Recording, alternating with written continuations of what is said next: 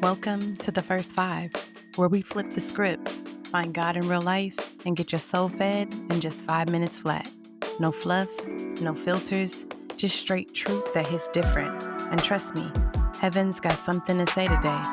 This is word that walks with you to work, rides with you in traffic, and sits right in the middle of your living room chaos.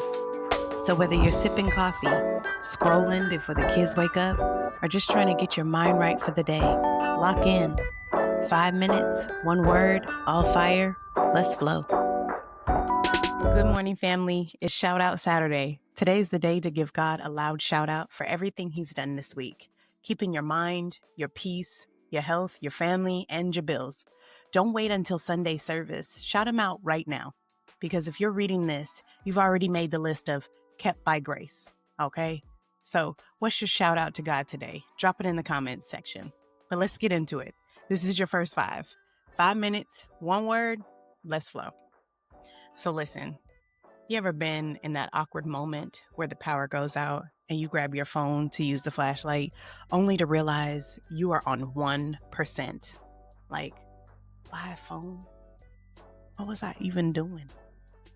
Now you're out here holding up the dimmest light in history, praying it doesn't die before you make it to the kitchen, okay? And stub all your pinky toes.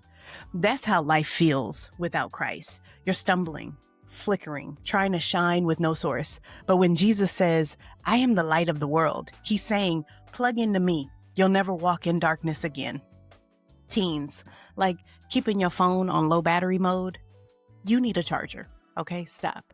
Millennials, like running around with Wi-Fi but no data plan, lights are on, but you're not connected. Elders, like lighting candles in a blackout, temporary glow versus eternal light. So I titled today's message, This Little Light of Mine. Jesus in John 8 declares, I am the light of the world. In the Feast of Tabernacles, huge lamps lit Jerusalem as a sign of God's presence. Against that backdrop, Jesus says, you don't need lamps, you need me. His light isn't seasonal or situational, it's eternal. Our world offers artificial light, success, clout, likes, but nothing sustains. Only His light brings life. So let's talk truth. Jesus is the source, not the accessory. When Jesus said, I am the light of the world, He wasn't offering an optional add-on. He was claiming to be the source of life itself. The Greek word for light here is phos. It means illumination, revelation, the very thing that makes sight possible. Without Him, we're stumbling in the dark. Too often we treat Jesus like a lamp we plug in when convenient. Sunday service, crisis moments, or tough seasons. But the light isn't a vibe. It's a person. He's not meant to decorate your life. He's meant to dominate it. A lamp without power looks pretty on a nightstand, but it can't change the room. The same way, a Jesus accessory life looks religious, but stays powerless. Plug into the source and watch darkness scatter. My second point. Culture offers flashlights. Christ offers sunrise.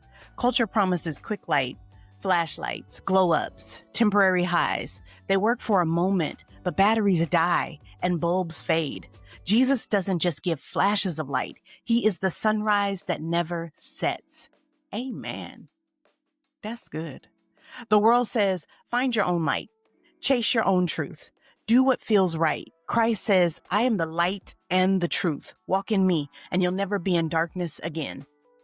Imagine walking with a flashlight. You see a few steps ahead, but you're still anxious about what's beyond. But when the sun rises, everything shifts. You don't need a flashlight anymore because the whole landscape is clear. That's the difference between living on cultural flashes and kingdom light. And lastly, every generation has light to carry. The light of Christ doesn't skip generations. It's for everyone. Teens, you don't have to wait until you're older to shine. Your faith, your choices, your prayers carry light now.